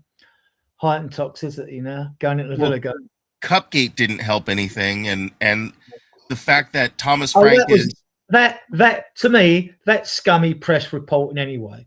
As if a reporter is going to ask him a question would actually believe that Frank would deliberately pick up an Arsenal cup and drink out of it. I mean, how scummy can you fucking get than to ask a question or pick up on that? That is typical anti-Spurs, right? Which we have it from most of the media. Adrian Durrell mentioned the word Spurs at every opportunity on Talkshite Radio. He's a total prick, right? He knows a lot about football, but even when there's two games not involving Spurs, he'll mention Spursy. He does it in his little private chats and laughs. He's a secret gooner, and his wife's a gooner. He's a gooner, isn't he? Right? Yeah, so that's and that's where Thomas Frank, a gooner, right? And that's where Thomas Frank has to come out and say it's something clever, like it's the only time Arsenal will get their logo on a cup or something like that. Yeah. You know what I mean? It's only cup Arsenal getting this year, right? You know what I mean? It's not like, you could come out of it like that. No, so that cup thing. I mean, even Ange, Frank, he coped with that question well, actually. You know, as if I'd be so stupid as to do that. You know, so cups are left behind from the previous game when they lost 3-2 to Arsenal at home. Whatever. At first, I thought it was one of my AI generated things. Like, you know, I thought it was AI. Yeah, I did too. I thought this has got to be. I mean, if you see that on a cup, I mean, I've got good friends of mine. I was best man of my mate. He's an Arsenal fan. Used to go to the European games and all that. He had Arsenal cups on his house. I wouldn't drink out of them. So don't try it fucking bad with me. No, don't try it with me. You're better trying it on. Like, you know what I mean? But right. like, no. You know, so going into this game, I think the fans, even at the last time game, they're okay. They booed at the end, but that was more against the result. The draw, they were unhappy with, but it has been better. Tomorrow's a cup game. Tickets are cheap, 30 quid. I mean, I think I still got to charge my 70. That's the way it is when you're on the cup scheme for your season ticket anyway. Oh, wow. Yeah, so, you take that, just have to take that on the chin. So tomorrow, Villa at home. Adrian, I got to run. I got to go pick up my son from school. Thanks for Thank coming you on so out. much for having me. Me and Steve will struggle on without you. Right, okay. All right. Thank you so much. And Alan, if you've got that cold, hot lemon, organic lemon juice, stick a couple of bay leaves in it. Okay. Bay leaves will kill virus and bacteria. They do both, right? Okay? I will do that. Okay. Thanks, guys. Okay. And they also make your breath smell like soup. This is what I've got here now: lemon juice, organic lemon juice, right? Oh, nice. Yeah. Drink hot or cold. How much do you dilute it with water? Or are you just drinking straight lemon juice? You'd want to put 2 teaspoons of lemon in a cup. Cool. And a couple of bay leaves, not water. Let the bay leaves steep for 2 or 3 minutes, then drink it. Nice. Nice I'm going to do that now. And it's brilliant for your liver as well. And kidneys. Perfect. Lemon juice, yeah. Slightly off topic. We've gone on to Dr. Tottenham rather than. That was last week. Thanks for coming on, Al. Steve, Thank you for having me. Villa home. Is this Frank's last stand? I hope it's Frank's last stand, and Okay. I mean, listen, if he's, if he's able to get a result tomorrow, and we're able to progress in the FA Cup, fair enough. At that stage, it is what it is, right? You're gonna keep moving forward. But that being said, if he approaches this match the same way that he approached Newcastle in the Leagues Cup, and we bow out of this competition early with a whimper. Me personally, I can't justify it moving forward. I think we've had a large sample size of Thomas Frank to definitively say whether this thing is going to work or not. I mean, it's January the 9th. And Thomas Frank, whether it's injury, whether it's rotation, still really hasn't found an 11 he was able to settle on. And as a result, he's had 20 league games, 6 ECL games, and 2 League Cup games. So he's had 28 games. 28 games. 28 games. 28 games. Look, I'm franking. One, I don't want rinse and repeat. To me, he's not Spurs DNA. He's not an attack. He hasn't shown. Yeah. But here's my point with this, right? Allegedly, we're a big club. Yeah. Allegedly, that's exactly what we are. And you saw Manchester United, who are in a position where they still could grab a European position, say, you know what, Ruben Amorim, you just don't fit what we want. You don't represent the DNA of Manchester United. Out you go. And the same thing with Chelsea with Enzo Maresca. It was, you look at Chelsea, they were underperforming a little bit. Out the door he goes, and it is just the nature of the beast when it comes to big clubs. They will more than willing to see whether or not you can come good. But if there is if there is enough results on the table to show one way or another definitively that it's just not going to work, or whether or not you have the DNA of the club of how we play, out the door you go. And you just said it yourself, he doesn't have Spurs DNA. Well, fair enough. Out the door you go. And the thing about it is, and you also said this too, and something that I believe, that I don't think we're going to approach relegation this year. So at that standpoint, one of the things that I will say is, again, I agree with you. I don't want to continue to see us continue to eat through managers. But at the end of the day, one of the things that you absolutely have to do, and especially this season in particular, after last season's 22 losses, is we can't necessarily have that type of repeat. And I understand we spent money on Thomas Frank to get his backroom staff in. All that's fantastic.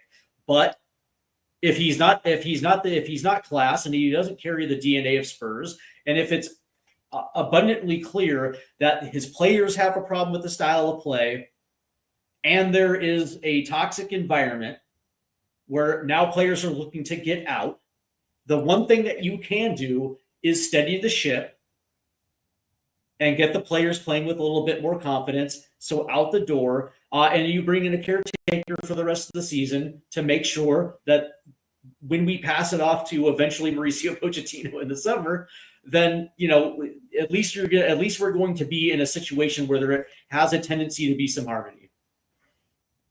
Yeah, I mean, and that's kind of what you need for the second half is just everything to calm down. I haven't seen anything in Frank to make me think he's an attacking manager as yet. I haven't seen that's exactly right. In them 28 games, right? So, but I mean, he hasn't been dealt a great hand. He's inherited this squad. Yeah, right? I get it. And we have lost our 4 top goal scorers for last season: Kulusevski, Maddison, Solanke, and Johnson have all gone. They're virtually all our goals last season came from them. We got some from the defenders and all that, but most of their goals come from them. And you could add 5 with. So, also, I look at it from ENIC as well. Are they going to sack a man they brought in, their first choice they brought, and look embarrassed by it when they can stick with the process? I think they're going to stick with the process to the summer. And if we don't see growth and progress from now on to the end of the season. But having said that, tomorrow is our last chance of winning silverware. We're not winning the Champions League. We'll probably qualify for the last stages and go out, right? So, and we're definitely not winning the league. We'll be lucky now if we qualify for Europe. And I don't want the conference. I'd rather finish 9th than 8th personally, because I want. But that being said, that's the reason why I think that they're waiting until after the FA Cup, because they can use that as an excuse. Because apparently, the reasoning for it is so we can compete in all four competitions. Mm-hmm. And at this stage, that is no longer going to be an option. And to your point, Thomas Frank came in with the reputation of being able to make players better, to progress young players and get them to a position where they're going to be able to kick on, and that has not happened. This club has not progressed. The youth has not necessarily progressed, and the fact that he couldn't get a run out of last year's leading scorer probably says a lot. The fact that he actually benched Xavi Simons for a spell, and it benched benched Paulinho from a score, two summer signings that we probably would have killed for last year under Ange Postecoglou. I don't know, man. I don't know. Like, I haven't seen any type of progression to warrant to the end of the season. And if we're a big club, then let's act like one. Yeah. I mean, like ENIC, 100 mil, we had invested, apparently. Then you had 70 mil we were going to spend on Savinho. So 170 mil. You've now, Johnson's gone to 30-odd mil. All right, you won't get paid that in one hit, it'll be in installments. But also, we have more than enough money to put installments down on players. We're having more than enough money to improve by a wage structure as well. So this is what's got to happen. And ENIC have got to show it in this window. Now, we may bring in players. We're not going to bring elite players in the position we're in, because elite players can get Champions League football anywhere. Basically, Semenyo's got a Man City, blah, blah. So we have to look at those that are below elite that will come, that know that we're still in the Champions League. Those that believe that we can still do well in the Champions League, we're still not winning it. Still think PSG are going to win it again. But if they hit form, I want to live with them. So we've got the FA Cup, 6 games you could win that. That's something we should go for. Villa, we're at home. Yeah. I've always believed we can win all our home games. No matter how bad we're doing, you can always turn out. We've gone away to teams like Man City needing 3 points because we lost the 2 previous games. We get the 3 points. It's typical Spurs, we do that. When we're really down, we seem to pull a result out. We're not really down as such, because I don't think the last 2 performances have been awful. They've been great, but we did more than enough to win that game at Bournemouth. And when you're down there and things don't go for you and your luck's out, all you can do is just keep working to turn it around. And I said we'll have a better second half of the season. I still believe we will. Where we'll finish, it'll be higher than we are now. It might be 8th or 7th or 6th, something like that. I still think we're capable of finishing in a Europa League place. But if we get the recruitment in and the injured players come back, I still think we can do that. And you have to believe that as the season to get older, because that's where you go to games. I wouldn't leave my front door if I thought we were going to lose 100 home games. I only live a mile and a half from the stadium. And like, but what be the point? If I thought we're going to, some fans are different. So they do have a sort of losing mentality, or maybe they're just trying to psych themselves out. They think, oh, I think we're going to lose. If we win, they feel doubly happy or something. I don't know. I don't know the psychology. I've always been a positive fan, half empty, half glass full. But yeah. So let's go for a few of these. Yeah, it's all started since Poch. Poch wasn't backed in 518 days, and we're paying for that still. Fair enough, Nita, if you're dyslexic. Fair enough. Yeah. So, I mean, to a lot of fans, this is Frank's last stand. You hear on social media, if he loses that game tomorrow, he's gone. Ian would like him gone. He doesn't rate him. I want to see what he can do if he is backed in the transfer window. Because who are you going to bring in? You ain't going to bring no one in, are you? If he went tomorrow, if we lost tomorrow and he went Monday, who are you going to bring in? It's a great question. The interesting thing is the name Harry Redknapp gets thrown around as a caretaker for 4 months. I think he even came out and said that he would do it as well too. With Hodder as number 2. Well, so here's the thing, and I thought about it, and I'm like, well, it actually makes a tremendous amount of sense considering in the last 15, 20 years, there's only been 2 coaches that actually have the built-in credibility and trust of the fans. Two names that actually will rally the fans around the club again. One of them is the head coach of the United States men's national team who's going to be available in the summer. So if you want to make the switch in the summer, you can. And the other name is Harry Redknapp. Now, the downside is the fact that he's 78 years old. And so it's not like a situation where you're going to give him a year to 2 to rebuild the foundation. You're only asking him to fill in for the final 4 months of the season and make sure that we can actually climb the table and get at least to a respectable position by the end of the season. So at least we go into the summer transfer window feeling good as Spurs fans heading into that thing. And so from that standpoint, it makes a tremendous amount of sense. From a football standpoint, there's a lot of people that when it comes to coaches over the last 40 years, that rate Harry Redknapp is one of the best man managers that breeds confidence in players because he literally will stick with guys and make sure that he's just a good man manager. He's a confidence guy, and tactically, he plays a style of football that players like to play. So would it be a bad thing to do that for 4 months? No. I don't think it would be. The question is it going to be like last time where he's commuting from Bournemouth to North London?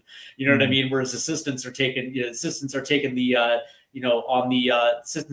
grass for training, or is he going to buy in? So from that standpoint, would I have a problem with it? Not at all. And I actually think it makes a tremendous amount of sense for Harry to do it. He's already got the legacy.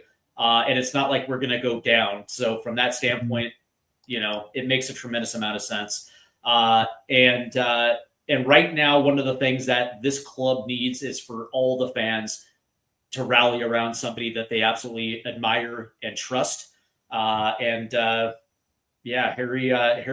if he's up to doing it, let him do it because it's not a long-term thing. Again, it's only 4 months. And if we go out the FA Cup, chances are pretty good that, when it comes to the Champions League, we may or may still may not progress to the knockout rounds. And so at that stage, we're only playing once a week.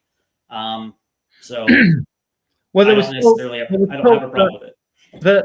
The Tottenham Hotspur Supporters Trust, we're going to have chats with the club. I don't even see the point of this because the club are the ones that should be doing something, right? The club should be the ones that are going out now and bringing in players. Yeah, because we said this earlier. It doesn't matter who you bring in now, because we've been hit with injuries and all that. What are they actually going to do? This needs fresh blood into this squad, right? Yeah, invigorate. I agree. Fresh blood. Yeah. Plus, he's a football guy, man. He's just he has just got football in his blood, right? He might be 78, but he's like 58.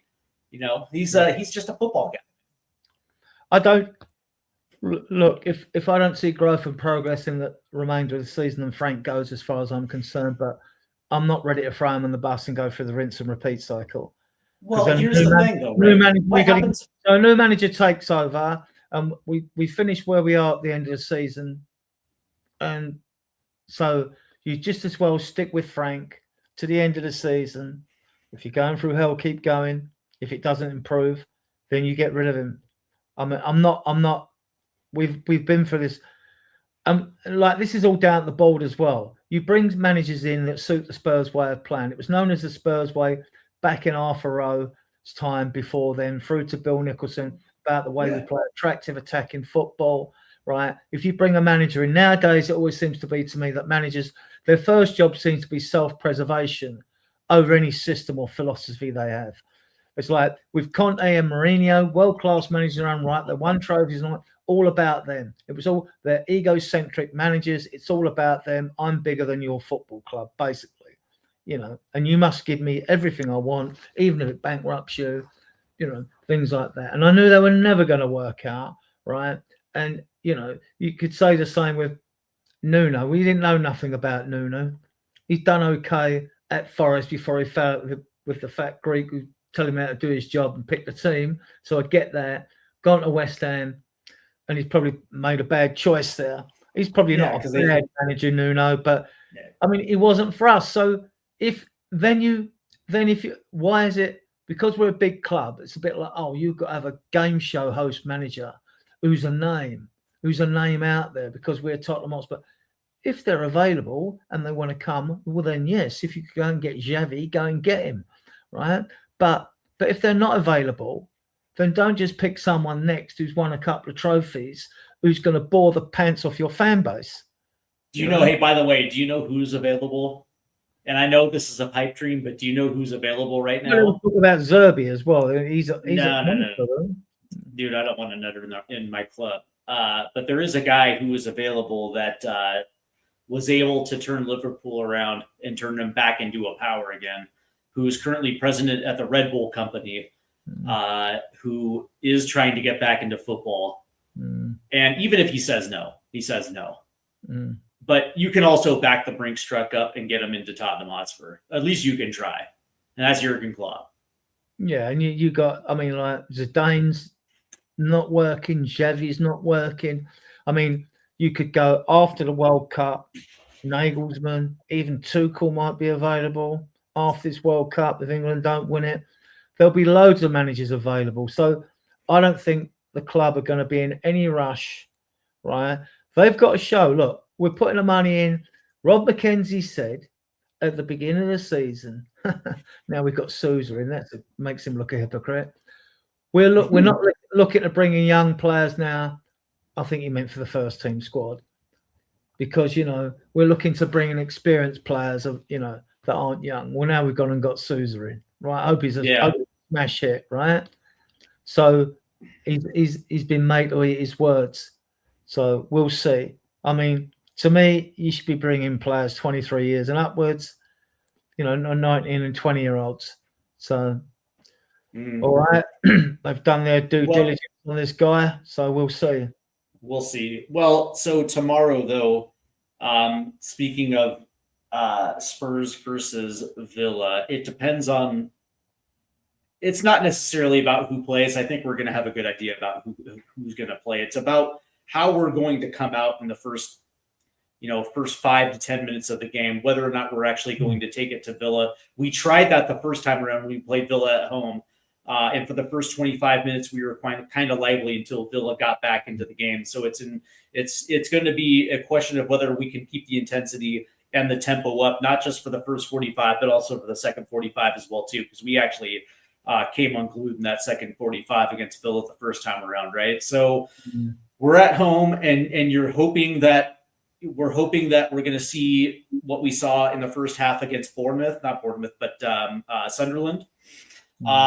And if we can keep that intensity, I like our chances. But a big part of me thinks that it's Villa. Villa is going to take their time to get into the game, and when they absolutely get into the game, they're going to do what they're going to do. And okay, Yeah. I don't like picking against Spurs, but unfortunately, I'm going to have to for this one. Okay, we'll do the predicted lineup and score quickly. We'll do it quickly because we know that we've only got 3 fit midfielders. That's Paulinho, Gray, and Simmons. Then we know they're in midfield. We know that Lucaro's going to play. We know it's going to be VDV and Danso because Romero's suspended. We know Burrow's going to be on the right. There could be a question on the left because it could be Davies or Spence. Spence played against Bournemouth. He could play Davies tomorrow. Agreed or not? I would actually play Ben Davis tomorrow. I thought the last time we saw Ben Davis on the left, he actually came pretty good. I will say he actually was quite lively. Say what you will about Ben Davis, but that dude wears the badge loud and proud. And he looked a little bit better, forward passing off that left hand side. And it's an important game. So Richie's in form. So Richie's going to start at the 9. Yep. Now we've got 2 from 3. You've got Tell, Odobert, and Moani. It's going to be 2. Tell on the left, Odobert on the right. Okay, Moani on the bench. Okay, I can go with that. I could go with Tell on the left and Moani on the right. I mean, yeah. So I don't like it's a waste to play Moani on the right. When that happened, that would make sense having Tell, Odobert, and Richie because if it isn't going too well for Richarlison, you've got a number 9 on the bench to bring on. That's exactly right. The only one you got is Scarlett. So that's exactly right. So on that then. Oh, where are we going?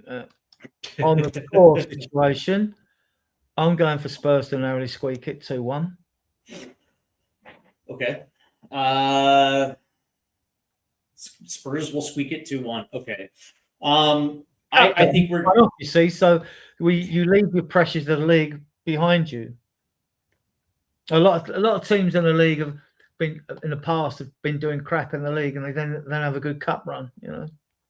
I hope they approach it like this is a cup final and literally just take the handbrake off and go forward and try things. You can and just be brave. That's what I'm hoping for. I mean, the goalkeeper's good. I like the goalkeeper and Rodgers out of Villa team. That'd be about it with me. Even though they're doing much better than us, some people say, "How can you say that they're playing something?" I think you can get at their back. I don't think their back four is that mobile. I think you can get. They're not pacey. I think you can get at them, cause them problems. But we've got to do that, obviously, to win the game. Mm-hmm. The biggest issue is going to be defensively because right now, defensively speaking, we're not organized. As a matter of fact, we're leaking goals. Especially from outside the 18, which is how Villa beat us the first time around. I think they had 2 goals from outside the 18 in a matter of 10 minutes, and we were buried. Just a big part of me thinks that because we don't close down the way that we should, there's going to be squeaky bum time where we end up leaking a goal. Villa just brings a lot to the table. There's an outside chance that Dragerson starts alongside VDV. He's quick. I don't think that. I don't. We look suspect in the air. I just don't think that Thomas Frank is going to risk his FA Cup when he knows that he has at least something that's dependable in Kevin Danso. So I'm like, again, I don't like to pick against. I'll keep him and Davis on the bench. Won't he? Logic dictates that. I'm gonna say 3-1 Villa. Ooh.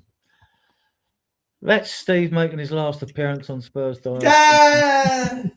Right, okay. I just want to.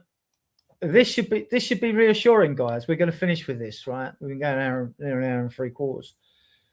Like, we've got Villa at home tomorrow. I'm going, meeting good few of the lads in the fan zone. Come and say hello if you'll go to the game. You'll see us stand at the front of the artificial grass on the tower, opposite entrance 22. So Saturday we got Villa tomorrow. 17:45, is it? I think it's 16:45. One of them anyway. Then we get a week's break. We get West Ham, so we got a whole week after Villa. to patch up whoever gets injured. We've got a slight knock. We get a week's break, then we got West Ham at home on the 17th. They should be 3 points. I mean, they're awful. And they will make it, because when they're down and your luck's out, it goes against you. Yeah, but right now we're not playing well either. And so from that standpoint, we're at home. We don't play well at home. Like I'm far more confident away at Burnley than I am home, even against a team like West Ham. And same thing with Dortmund. I actually think we'll be a little bit better on the road against Burnley and Frankfurt. Philip Kingsley, he goes to Frankfurt games. I think they were playing Dortmund today. They said it was a good game. Right, so I think it was about 2-2 at the time. He mentioned it in our WhatsApp group. I'd have to check on that. Dortmund on the 20th, we get a win. We're into the next round of the Champions League. I don't think we'll do that. I've always loved the European games under the lights at White Hart Lane. It's always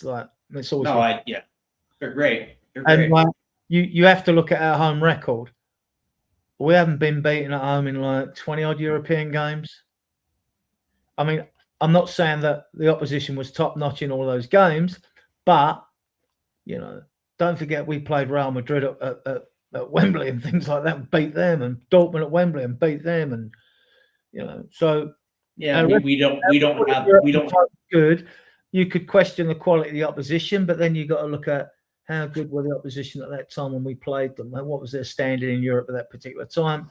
I couldn't tell you, going back that many games. Then, like I said, Burnley away, we should win that. We should get 6 points off of West Ham and Burnley. And if we should, but a big part of me thinks that for some reason we're going to draw against West Ham. Probably drop against Dortmund, beat Burnley on the road, and then on the road at Frankfurt, take it to them. For whatever reason, we're just a better road. Our road. Yeah, we only played Frankfurt in history 3 times. We've beaten them every time, so we have a bit of a, including last year too. Yeah. So yeah.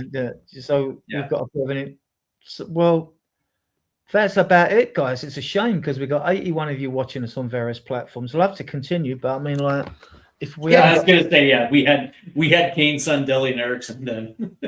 yeah. For sure. So let's have a look at the chat. If you like the content, guys, 83 of you watching us on various platforms, please subscribe to that little red button at the bottom right. It only takes a second, guys. We're bringing this content for free, yeah? So please subscribe to the channel and give the video a thumbs up because it helps the algorithm, okay? You can even become a member if you want one, if you want to, if you choose to, yeah? So, yeah. Let's just run through these. Yeah, I don't want De Zerbi. He seems like he's a bit of a nutcase.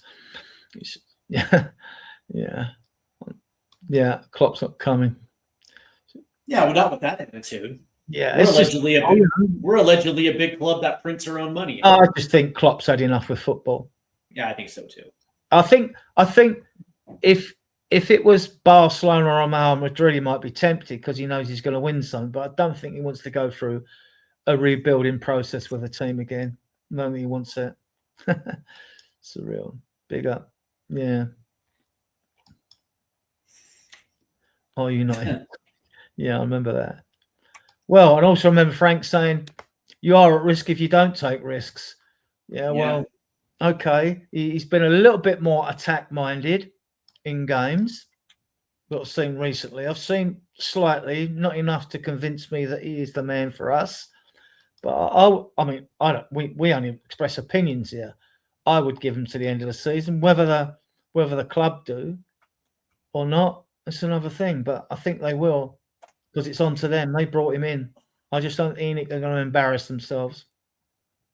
Well, even if they know they're going to finish mid-table, which means they won't get what they want, which is top 4, which is not happening. Right? You probably Adrian, I do want to thank you for having me on tonight. Yeah, it's been fun. It's been real fun. Yeah, it's good. Ian will be doing his show Sunday, so we'll be discussing. I hope that I'm absolutely wrong. This is one of the times where I hope I'm wrong, and we come out and we show our FA Cup form. I really do.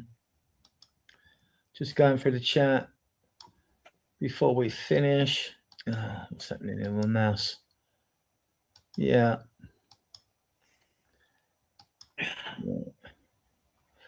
Yeah, I do wonder. Some players, they fight hard for a contract. When they get a contract, they seem to take their foot off the gas. Yeah, he's been sacked. Yeah. Well, he might get a coaching job. You never know. Yeah, he got sacked from West Brom, right? Yeah, that's West Brom. Again, but you see, when you cut your teeth in these teams in the lower divisions, you have to remember they've got no money. Yeah, so that's relying exactly on right. your game management and all that to be able to tweak the players you've got and get the very best out of them, because you're only going to get loans in and things like that. You're not going to be spending loads of money. Correct.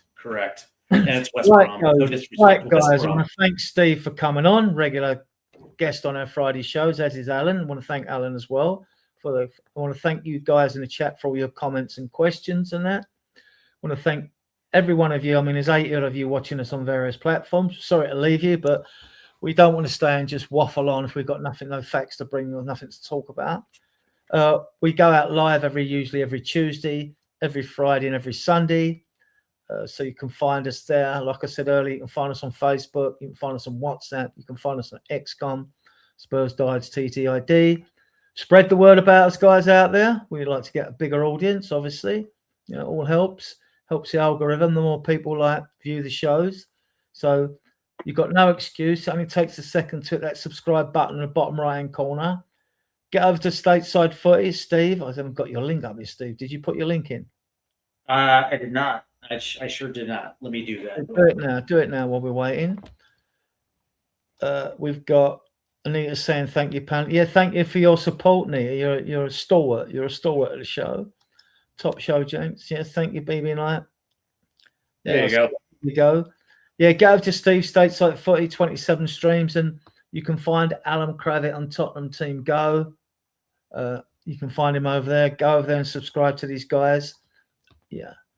And we will be back Sunday, and I'll play you out with Ian's piece of music, which seems more appropriate than the ones I've wrote.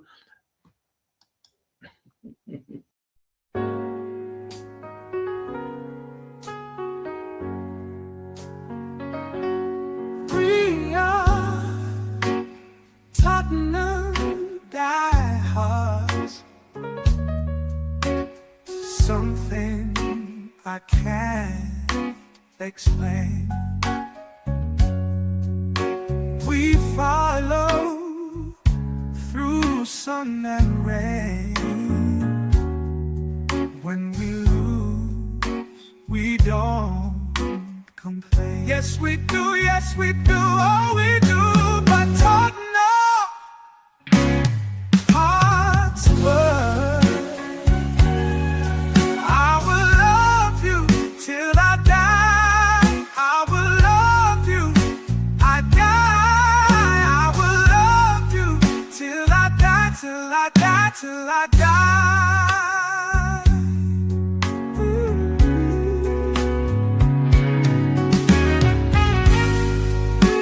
We follow through sun and rain, rain. When we lose, we don't complain. Yes we do, oh we do. But Tottenham Hotspur,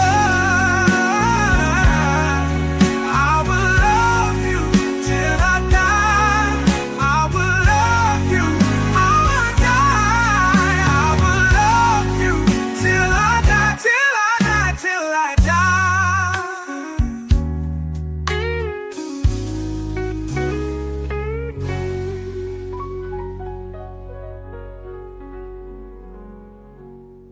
We follow through sun and rain.